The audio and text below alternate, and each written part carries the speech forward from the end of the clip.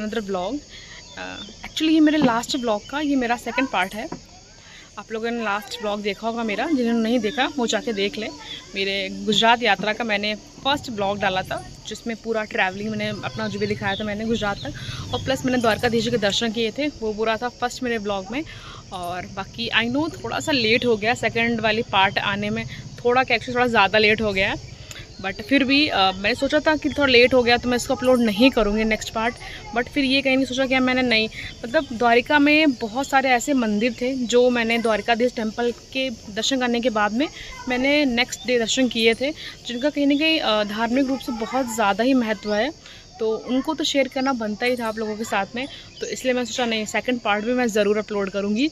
और बाकी जो मेरी गुजरात की यात्रा थी बहुत ही अच्छी थी, बहुत ही मतलब मैंने सोचा भी नहीं था ऐसी ऐसी चीज़ें, मतलब मंदिर में दर्शन करने गई थी। मैंने सोचा था मैं सिर्फ द्वारकाधीश के ही टेम्पल के दर्शन करूंगी, बट बोलते ना कि भगवान ने इतनी मुझे बुलाया था, तो ऐसे ऐसे मंदिर में मैंने दर्शन किया जो मैंने सोचा तक नहीं था। मुझे आइडिया नहीं था कि हाँ यहाँ पर भी जाना रहेगा, बट फिर भी भगवान ने अवसर दिया मुझे और मैंने दर्शन किया। और चलिए फिर आप लोगों के साथ में भी मैं शेयर करती हूँ वो सारे मंदिर जहाँ जिन के मैंने दर्शन किए थे। आई होप आप लोगों को अच्छा लगेगा। बेट द्वारिका और गोमती द्वारिका के बीच में पड़ता है भगवान शिव का 10वां ज्योतिर्लिंग नागेश्वर ज्योतिर्लिंग, जहाँ के दर्शन करने हम लोग आ गए थे। और ये रहा हमारा नागेश्वर ज्योतिर्लिंग मंदिर।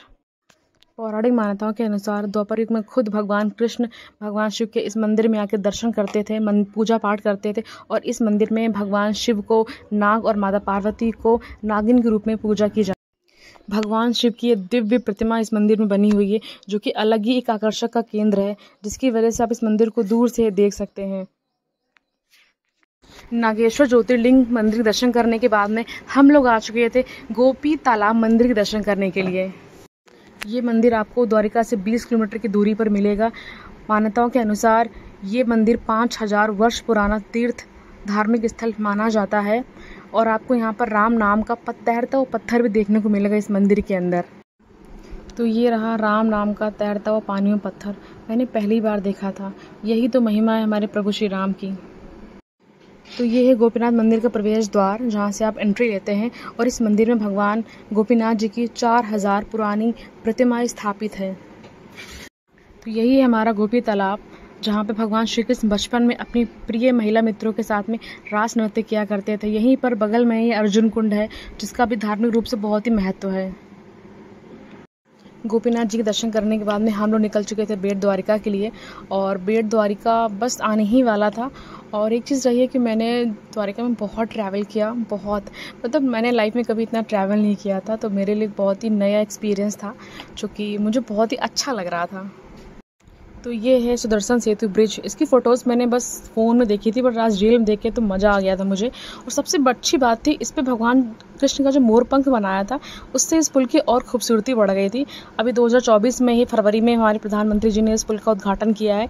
ये पुल कच्छ की खाड़ी और ओखा में जो बेट द्वारका हमारा है उसको आपस में जोड़ता है, जो कि बहुत ही प्यारा। आप लोग देखो कितना ऑसम, कितना अच्छा पुल है ये। तो हम लोग आ चुके थे बेट द्वारका मंदिर। और ऐसी मान्यता है कि ये भगवान श्री कृष्ण का मूल निवास स्थान माना जाता है। भगवान कृष्ण जब तक द्वारका में रहे, भगवान कई वर्षों तक यहाँ पर निवास किए थे। भेंट द्वारका ही वो जगह है जहाँ पर भगवान श्री कृष्ण और सुदामा जी की भेंट हुई थी। और ये पूरा मैं आपको मंदिर के बाहर का दिखा रही हूँ, क्योंकि मंदिर के अंदर जो मेन मंदिर है वहाँ फ़ोन अलाउ नहीं था। तो ये पूरा बाहर का मैं आपको दिखा रही हूँ, जहाँ पे पूरा लाइन लगा हुआ था।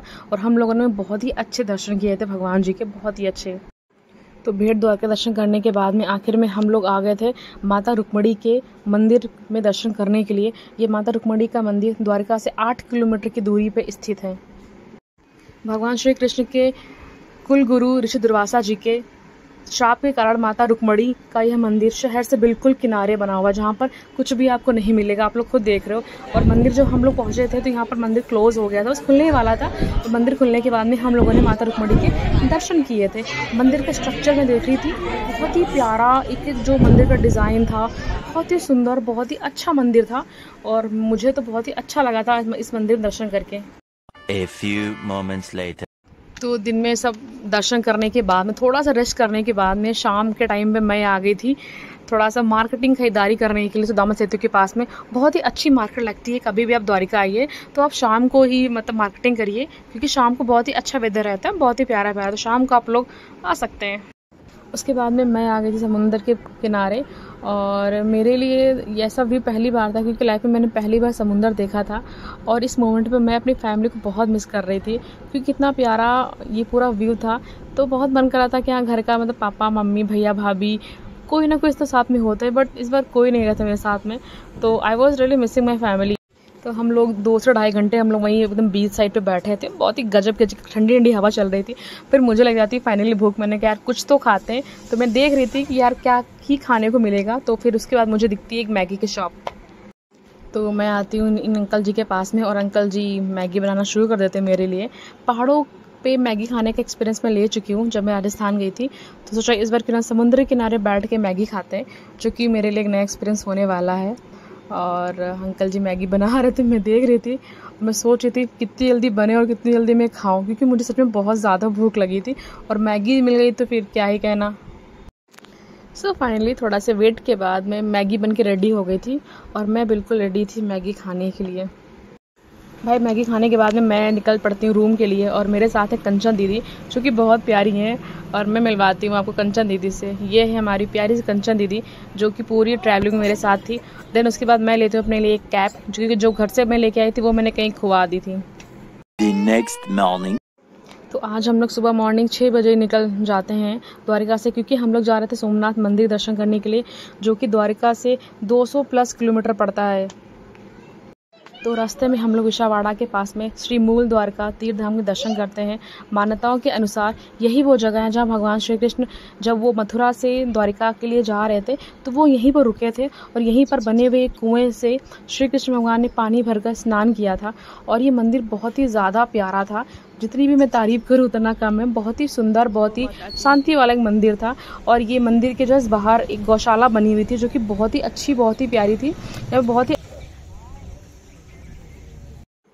तो अभी हम लोग जा रहे थे पोरबंदर सुदामा जी के मंदिर के दर्शन करने के लिए, और ये मैंने पहली बार पवन चक्की देखा था, अभी तक बस मूवीज़ में देखा था।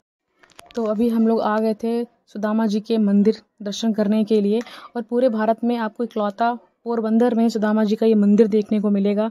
पोरबंदर को सुदामा नगरी भी कहते हैं। और ये रहा हमारा सुदामा जी का भव्य मंदिर, जो कि बहुत ही प्यारा था। ऐसा कहा जाता है कि यहीं से सुदामा जी ने बेट द्वारका के लिए यात्रा की थी। और इस मंदिर को बहुत ही ज़्यादा खूबसूरत बनाता है इसके आसपास का पूरा ये हरा भरा वातावरण, जो कि बहुत ही ज़्यादा सुंदर और बहुत ही ज़्यादा सुकून। अभी मैं आ गई थी श्री भालका तीर्थ स्थान या वेरावल से प्रभास जाने के मार्ग में। ये बहुत ही हमारा पावन प्राचीन मंदिर पड़ता है। जिन लोगों को नहीं पता है मैं बता दूं, यही वो जगह है, यही वो मंदिर है जहाँ पे हमारे पालनकर्ता, हमारे सृष्टिकर्ता, मेरे आराध्य, हम सबके आराध्य श्री कृष्ण भगवान ने अपना शरीर त्यागा था।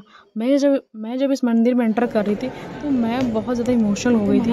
आप ये देखो, भगवान श्री कृष्ण की प्रतिमा को वैसे ही इस मंदिर में स्थापित किया गया है, जैसा भगवान लास्ट मोमेंट पे बैठे हुए थे पेड़ के नीचे, अपना दायां पैर अपने बाएं पैर पर रखना होगा। तभी जरा नाम का जो शिकारी था, भगवान के पैरों में वो मृग का मुख समझ के भाला मार देता है, और भगवान श्री कृष्ण अपना देह त्याग देते हैं। हालांकि ये सब कुछ भगवान की, प्रभु की इच्छा से ही हुआ था, लेकिन फिर भी मैं बहुत ज़्यादा इमोशनल हो रही थी इस मोमेंट पे। और मैं बस मतलब मंदिर को मैं महसूस करी थी, इस जगह को महसूस। तो अब हम आ चुके थे भगवान शिव के पहले ज्योतिर्लिंग दर्शन करने के लिए। सच कहा है किसी ने कि किसी चीज़ को आप जितना तोड़ने का प्रयास करोगे वो उतना ही उभरता है, और इस मंदिर को देख के मुझे ऐसा ही फील हो रहा था, क्योंकि बचपन से मैंने सोमनाथ मंदिर के बारे में बहुत पढ़ा हिस्ट्री में, और बहुत मतलब पास से चीज़ें मैंने पढ़ी हैं इस मंदिर के बारे में।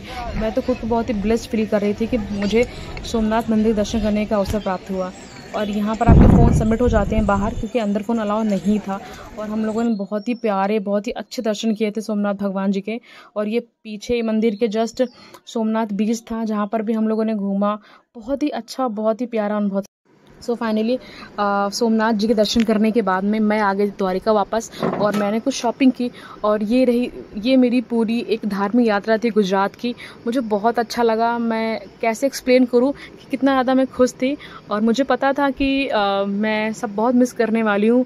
एंड आई नो, मैं नहीं जानती थी कि भगवान मुझे कब अगली बार बुलाएंगे, बट मुझे ट्रस्ट था कि भगवान मुझे ज़रूर बुलाएंगे। और नेक्स्ट मॉर्निंग हम लोग आके द्वारका स्टेशन आ गए थे, क्योंकि यहाँ से हमारी ट्रेन थी अहमदाबाद के लिए, वहाँ से साबरमती और प्लस फिर साबरमती से लखनऊ के लिए।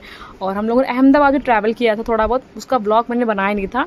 और बाकी यहाँ पे हमारी ट्रेन आ जाती है द्वारका स्टेशन पे, सभी लोग वेट कर रहे होते हैं। और फिर हम लोगों ने अपनी ट्रेन पकड़ी, 2 दिन का ट्रैवल किया। ट्रैवल करने के बाद में हम आ जाते हैं अपने शहर, अपने लखनऊ। और ये था मेरा पूरे गुजरात यात्रा। मिलते हैं नेक्स्ट ब्लॉग में।